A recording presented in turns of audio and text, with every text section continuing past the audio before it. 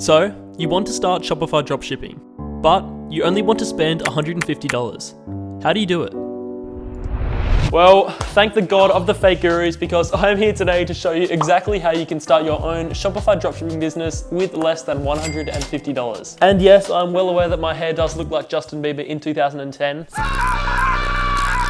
So thank you for pointing that out, I really do appreciate it. But I am being serious when I say that what I'm about to show you in this video can literally turn $150 into a wildly profitable Shopify business. And I know that for a fact because these are the exact strategies which I used in my last challenge, where 2 weeks ago I started a store with $150 and took that store to over $2,000 in revenue in a matter of days. And you can see on this website we did $2,131 in sales. So without further ado, let's get into exactly how you can do this for yourself without breaking the bank.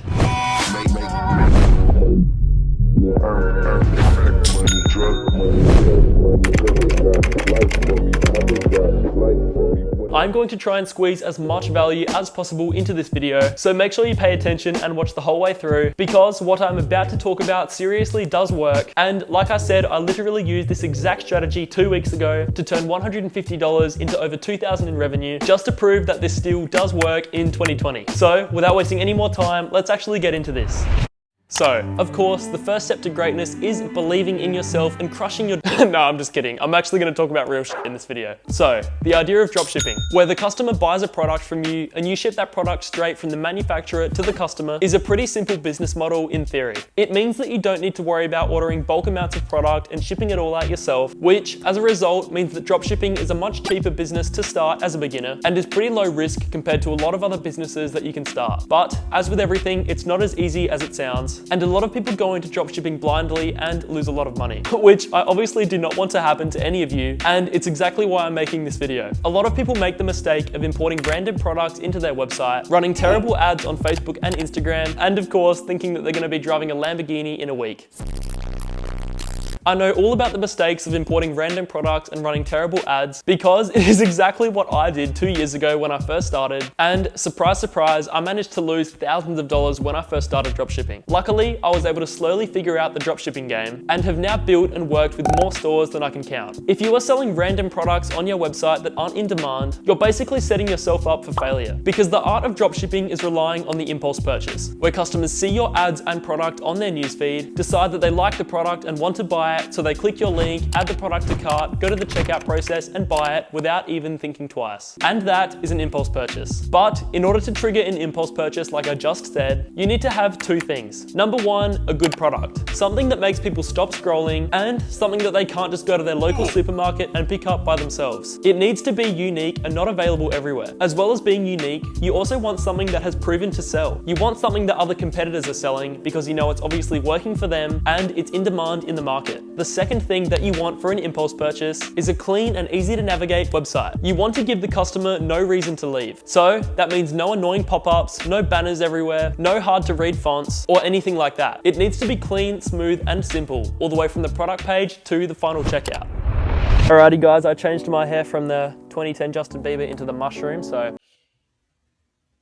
Okay. The website part of what I just talked about is the easy part. Shopify makes it easy enough that even my grandma can go out there and build a good looking website, but the harder part of these two factors is finding a good product. As I've said, the product is hands down the most important part of dropshipping. A good product will literally sell itself, and it'll make the process of running ads so much easier. But a bad product will do the exact opposite. Now, after all that talking, let me actually get into how you can do this for yourself, and let me take you step by step in exactly how I did this for the challenge 2 weeks ago. But before I go step by step, I have to thank the sponsor of today's video, which is the like button. The like button is a small little thumb down below, which really helps out the algorithm for a small channel like mine. And the word on the street is that if you smash the living shit out of the like button, then you get one free ride in a fake guru's rented Lamborghini. What could you possibly want more in life? That's just the word on the street though. I don't know if it's true. But hitting the like button really does help out a small channel like mine and allows me to keep making these free videos for you guys. So I honestly do appreciate it. Okay, with that out the way, let me now go into the office, pull out my laptop and show you how you can do this exact thing for yourself.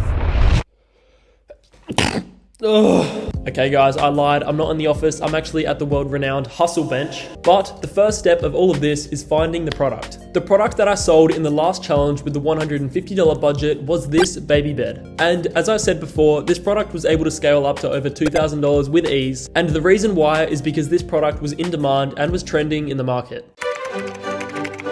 Now, I've heard about people using Google Trends and using AliExpress, but for me, the strategy that works best time and time again is through using Facebook. What I use is a free Google Chrome extension called Turbo Ad Finder, which changes my Facebook newsfeed to only show ads. So with this extension on, I don't see any normal Facebook posts from my friends. I only see ads, which pretty much gives me an endless list of potential dropshipping products and literally shows hundreds of products every single day. So it's super helpful. Whoa, okay. Back to From the Future. Okay, so I've just been editing this video and I realized that what I just said sounded like it was sponsored, but please be rest assured that everything in this video is completely real and authentic. I was not paid by any company or any app or anything like that. I did actually get offered some brand deals from a few different product research tools and that sort of thing, but I don't actually use their servers to do product research myself. So if I was to promote that sort of stuff to you guys, it wouldn't be right. So I obviously decline all those offers, but I just wanted to reassure you guys that this is all real and everything I talk about is fully legit and I actually do this with my dropshipping stores. Okay, back to the video. But you can't just scroll through here and choose any random product and assume that will be a winner, because to make sure our chances of success are as high as possible, especially with a $150 budget, I go through a few more criteria to make sure this product is as best as it can be. If you think about the common sense of using Facebook for product research, if you're seeing ads for a product on Facebook, it means that there's someone just like you or I behind that screen running those ads. And if those ads aren't making sales and aren't profitable, they're obviously going to cut them and they're not going to show up on the newsfeed anymore. So that means when you see an ad that's getting a lot of likes, a lot of shares, and a lot of comments every single day, it's basically telling you guaranteed that this product is making sales for this store owner, and the ads that they are running are obviously profitable. So while using Facebook to find products, you want to make sure that you're looking only at ads that have a lot of likes, comments, and shares. You will find a lot of ads that have literally zero engagement, and that is because they were just launched. People are out there testing hundreds of products every single day, and a lot of those products won't make sales. So to make sure you're seeing the ones that do make sales, you want to make sure these ads have a lot of engagement on them. Now, after scrolling Facebook and finding an ad with a product that has all these likes and shares, the next thing to do is check how many orders this product is getting per day on AliExpress. And the way to do that is through using the AliExpress Dropshipping Center. Firstly, you need to find the product on AliExpress. And this is as easy as searching up the name of the product in the search bar, then clicking sort by orders and choosing the first result. It will be pretty obvious if the product that you find on AliExpress is the same one being sold by your competitor on Facebook, because a lot of the time the product images on AliExpress and the product images on their store will be the exact same. From there, you copy the link of that product on AliExpress and take that over to the AliExpress Dropshipping Center. Within this, you can click the product analysis tool section and paste the link of the product, and from there, it will show you how many orders that product is getting per day on AliExpress. Remember, because we are only using a budget of $150, this product needs to be as best as it can be. So, when looking at the AliExpress daily sales chart in the Dropshipping Center, I only use products that have a minimum of 20 to 40 orders per day. Obviously, the more sales it's getting per day, the better, because it just means that more people are buying it and more dropshippers are selling it. But 20 to 40 per day is the minimum for me. 2 weeks ago in the $150 challenge, the baby bed that I sold was getting about 30 to 50 orders per day, if I can remember correctly. And as you saw, that performed super well and scaled up really easily. So anything in that 20 sales per day or above is the perfect threshold in my opinion. I found this product here using the strategy that I just talked about. When I saw this ad on my newsfeed, it had about 12,000 likes, I believe, and it was getting a lot of comments every day as well, which is a pretty good indicator that this ad is still getting quite a bit of budget pushed into it by the owner of this store. So that would mean that this ad is likely profitable. The actual product is like this elastic couch cover that you can put on a normal couch and it'll change the design of it. So pretty cool, I guess. My dog takes a shit on the couch pretty much whenever she pleases. So buying this product for myself here would probably be a pretty good investment.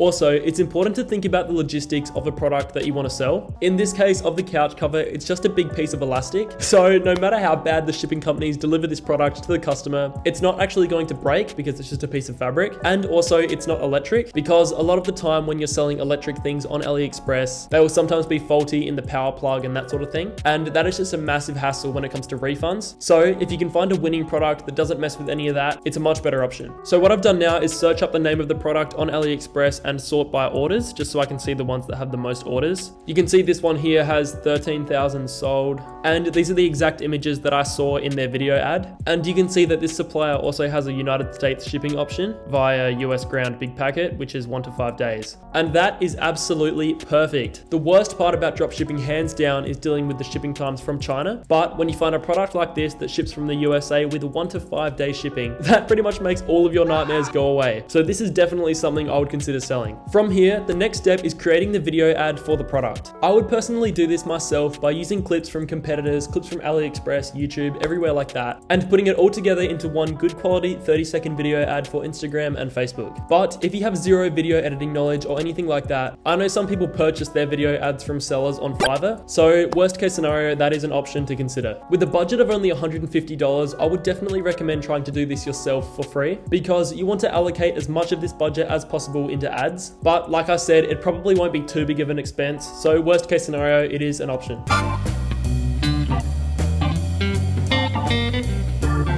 You can see that the video ad doesn't need to be anything special, it just needs to be high quality and easy enough to understand. Okay, so we've found our potential product, the couch cover, and theoretically we've made a video ad, so now it's time to build the store. Step-by-step store creation is another whole video in itself, which I will definitely make soon, so make sure you're subscribed so you don't miss that one. But I'll throw a screenshot of a basic, good-looking product page on the screen now, just to show that to have a successful store, you don't need anything too special. Just a basic store design that clearly shows the product and is easy to use is all you really need. As long as you choose a good product that people really want, having a basic store design is more than enough. So talking budget, for making the store, you'll need to spend $14 on a domain, but you can use the Shopify free trial for 14 days, which means that you won't have to pay the $30 until after 2 weeks. So the $14 for the domain is the only expense that we need at this point. By the way, if within the 14 days you find out that the product isn't a winner, you can simply just close the store and you won't have to pay that $30 Shopify fee. So you don't need to worry about that. Now, using the $136 that you have left over is going to be put entirely into ads. Ads will drive traffic to your website, and hopefully some of the traffic that is driven to your site will become customers who purchase the product. To make every dollar in marketing go as far as possible, I recommend using Instagram influencers in the beginning to market your product. For this couch cover product, I would contact home design pages and home luxury pages and that type of thing on Instagram and send them a DM asking for their promo rates. If they reply back to you with an affordable price, and if their account is good, getting a lot of real comments from real people, and of course getting a lot of engagement on every single thing they post, then usually the page is a green light.